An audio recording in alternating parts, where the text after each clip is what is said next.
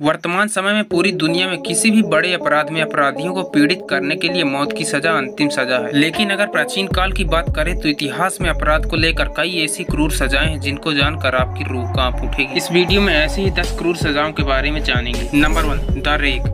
Rake प्राचीन काल में दी जाने वाली सबसे क्रूर सजाओं में से एक थी। इस सजा में अपराधी को लकड़ी की एक आयताकार फ्रेम में दोषी के दोनों हाथों और पैरों को जंजीरों के साथ रेक के चारों कोनों में बांध दिया जाता था। पुलियों और रोलर्स की मदद से उन्हें तब तक खींचा जाता था जब तक कि शरीर फट न जाए। इस सजा का इस्तेमाल अपराधी से गुप्त सूचनाएं निकलवाने के लिए किया जाता था। Number 2, rat method. प्राचीन काल में चूहों का उपयोग करके अपराधियों को मारने की सजा को रैट मेथड का नाम दिया गया था। इस प्रक्रिया में चूहा जाल नामक एक यंत्र था जिसमें चूहों को एक पिंजरे के अंदर रखा जाता था। उस पिंजरे का एक साइड का मुख खुला हुआ होता था जिसे अपराधी के सीने से बांध दिया जाता था। अब पिंजरे को बाहर से तब तक गर्म किया जाता था जब तक कि चूहे अपराधी का शरीर फाड़ते हुए बाहर न आ जाएं। Number 3, flaying. इसे स्किनिंग सजा भी कहा जाता है। वैसे तो यह मरे हुए जानवरों का खाल खींचने का तरीका है, लेकिन प्राचीन समय में जिंदा इंसानों पर इस सजा का उपयोग किया जाता था। जिंदा इंसान की खाल को धीरे धीरे तब तक खींचा जाता था जब तक कि उसकी मांस और हड्डियां न दिखने लगे। Number 4, breaking wheel. Breaking wheel का उपयोग करके मृत्यु दंड देने का एक शास्त्रीय तरीका था। इस प्रक्रिया में एक पहिए का उपयोग किया जाता था जिससे अपराधी को बांध दिया जाता था। अब धीरे धीरे पहिया घुमाया जाता था। शरीर में तनाव की वजह से अपराधी की हड्डियां टूट जाती थी। Number 5, implement.